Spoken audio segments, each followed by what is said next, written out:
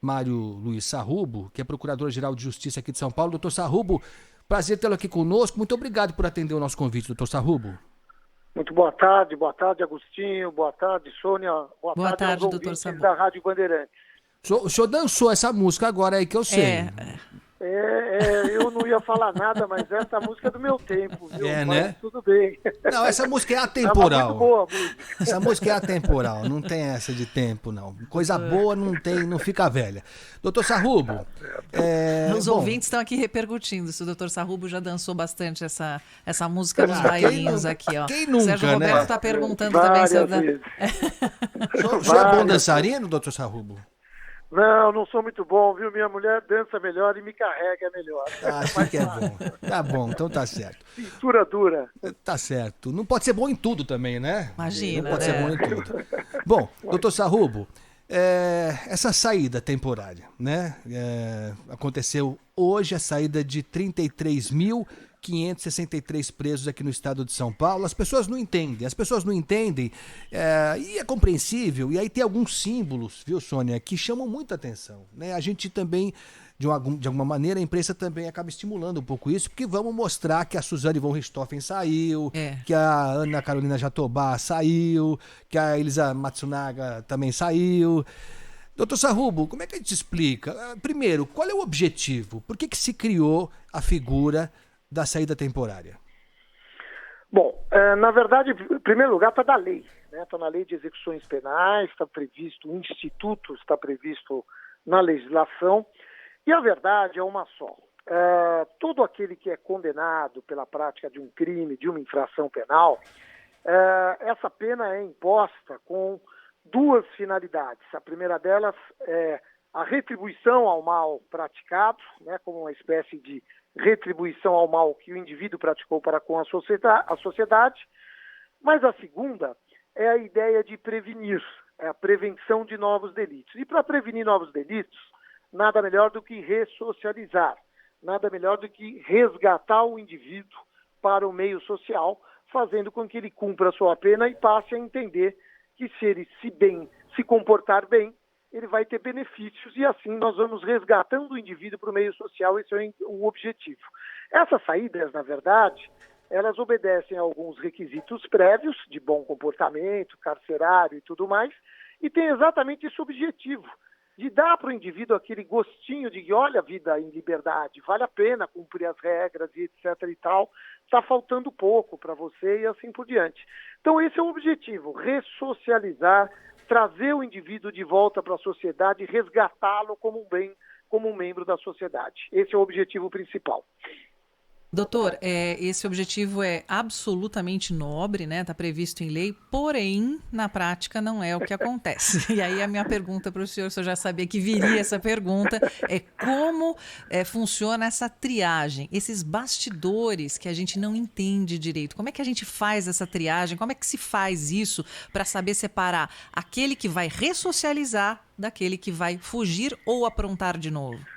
Olha, é difícil, né? Existem requisitos prévios que aqueles que recebem o benefício da saída temporária, eles preenchem os requisitos legais e, portanto, têm direito a essa saída. No fundo, é que, por exemplo, você falou o número agora aí, aproximadamente 33 mil, né?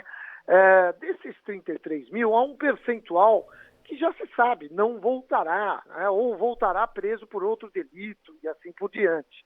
Mas é um percentual, pode-se dizer, aceitável, dados os benefícios para a grande maioria que acabam voltando e que a gente tem aquele objetivo de ressocializar. No fundo, há um problema muito sério, porque são crimes graves, são crimes, muitas vezes, que chocaram a sociedade. Você falou alguns nomes aí, de crimes emblemáticos para a sociedade, e quando nós nos deparamos com essa saída, realmente choca um pouco, fica todo mundo um pouco assustado, mas como é que pode? Parece que foi outro dia, né, que aconteceu esse crime, mas no fundo, a legislação é esta. E o que a gente precisa, na verdade, é de sistema de controle. No fundo, o Ministério Público, a entidade que eu tenho a honra de comandar nesses 2 anos, ele briga muito para que mesmo nessas saídas temporárias, todos os presos saiam com controle, ou seja, que tenhamos as tornozeleiras eletrônicas, algum tipo de controle, para que o indivíduo saia, mas para que o Estado tenha possibilidade de localizar e aquela coisa toda. Desandou, a gente está próximo, a gente recolhe na hora, etc. e tal.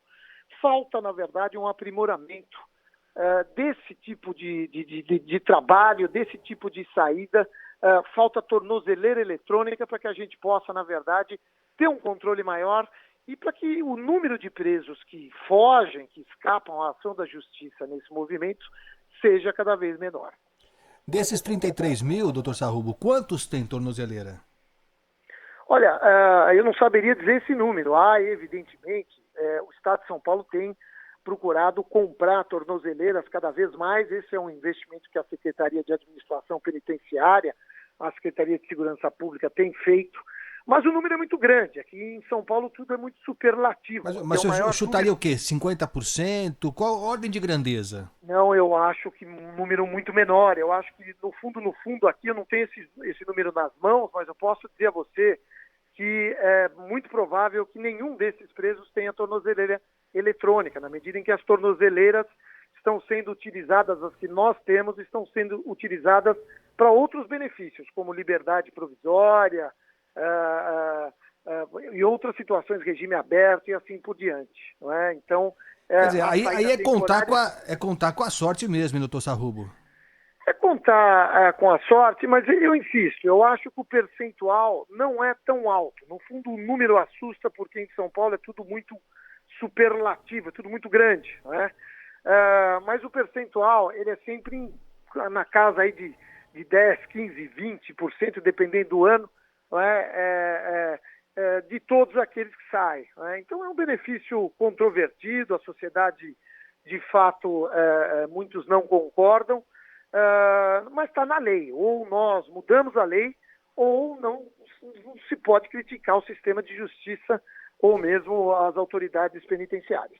E, doutor, no caso da pandemia e esse benefício de Natal, está sendo feito alguma espécie de aproveitamento, assim, em termos de números, para não deixar tão superlotado o presídio? Pois é. Na verdade, o que tem acontecido? A questão da pandemia, é bom pontuar que o Estado de São Paulo atravessou bem a questão da pandemia no sistema prisional, não houve grandes contaminações, houve, na verdade, suspendeu-se visitas, tal, e com isso houve um isolamento do sistema, e com isso nós conseguimos manter o sistema rígido praticamente todo o período. É claro que agora chegou a se cogitar de suspensão dessa saída temporária, inclusive na minha instituição, Ministério Público, uma instituição que hoje conta com quase 1.900 membros, não é unanimidade. Muitos colegas me procuraram pedindo, inclusive, que eu tomasse algum tipo de providência para impedir a saída temporária, notadamente por causa da Covid e da pandemia. Não é? Alguns colegas chegaram a fazer tentar um provimento judicial, não tiveram sucesso.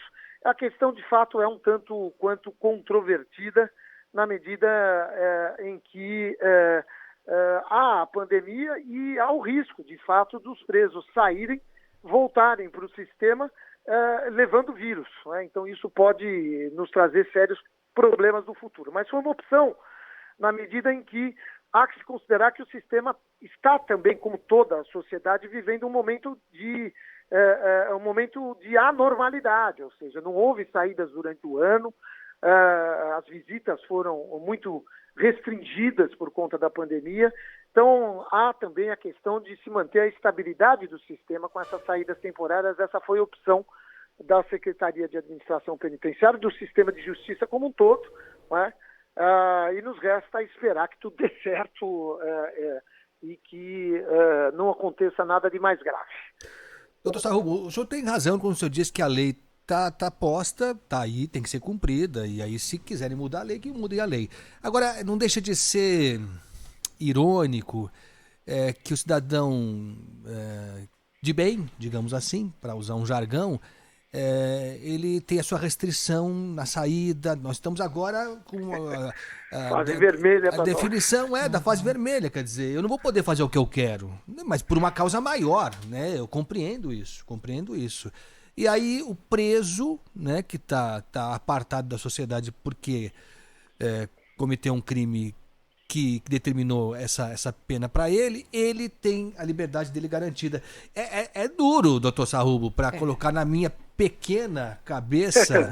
E Agostinho, doutor, tem até um meme que fala, né? Enquanto nós estamos presos, eles estão soltos, algo nesse sentido. É difícil. Na verdade, pela lei, pela regra, eles também não podem ficar circulando, né? Eles saem do sistema e vão para as respectivas casas ou dos familiares e assim por diante. É o que se espera, né, de qualquer um, inclusive dos presos. Mas é evidente, eu entendo perfeitamente esse sentimento, é um sentimento realmente que nos toca, porque ainda convivemos com um índice de criminalidade muito grande, né? A sociedade brasileira, ainda que o Estado de São Paulo tenha os índices um pouco melhores, mas a sociedade brasileira vive, na verdade, num contexto de criminalidade acima do suportável ainda. Então, esse tipo de situação acaba realmente nos trazendo esse tipo de reação que é plenamente aceitável, é normal, a gente entende, mas é o que eu digo, é a questão da lei. O que a gente precisa, na verdade, e é o que nós procuramos fazer no sistema de justiça, notadamente no Ministério Público, é tomar muito cuidado com essas autorizações de saída, etc. e tal, e procurar ser bem severo no cumprimento dos requisitos. Aí não dá para tergiversar. Ou seja, é aquela história, foi o que aconteceu e que nós vivemos nesse momento de pandemia, por exemplo, liberdade provisória ou regime domiciliar, porque um criminoso X tinha uma determinada doença como pressão alta, né? Isso acabou beneficiando traficantes e criminosos aí, inclusive líderes da criminalidade organizada. E isso é que não dá para aceitar, né? Nós precisamos ter muito critério na hora de deferir qualquer tipo de benefício, mesmo em tempo de pandemia, porque estamos todos aí com muitas restrições, todos nós, cidadãos, todos os trabalhadores aí sob risco de saúde, e então o preso também está na mesma situação. Então temos que ter critério. Esse critério é importante. No Ministério Público nós procuramos, os promotores de justiça procuraram ser muito rigorosos nesse aspecto. Doutor Sarrubo, foi um prazer tê-lo aqui conosco. Muito obrigado por tudo, pela colaboração ao longo de todo esse ano. Tomara que a gente passe bem da forma que é possível, né, Sônia? Nesse final de ano, Natal e tal, com aquele distanciamento todo. E que a gente se encontre do outro lado, tá bom, doutor Sarrubo? Obrigada, viu, doutor? Um Feliz Natal e um ótimo Ano Novo para o senhor. Um Feliz Natal a vocês e a todos os ouvintes aí da nossa Rádio Bandeirantes. Um grande abraço. Grande abraço. Muito obrigado. O Procurador-Geral de Justiça de São Paulo, Mário Luiz Sarrubo, a gente percebe um certo constrangimento, né? É mesmo, é constrangedor, mas aí ele tem razão quando ele diz, olha, a lei tá aí, ou mudam a lei, e aí falamos pro nosso Congresso, né? Ou o Congresso se coça, se achar que é adequado mudar a lei, ou então a gente vai ter que... tanta PEC pra lá, pra cá, tanta coisa, né? E aí eles brigam para conseguir reeleição, né, para ser presidente da Câmara. Aliás, o mais importante, o foco do Congresso hoje são as eleições, os agrupamentos, para não dizer os conchavos. É isso aí.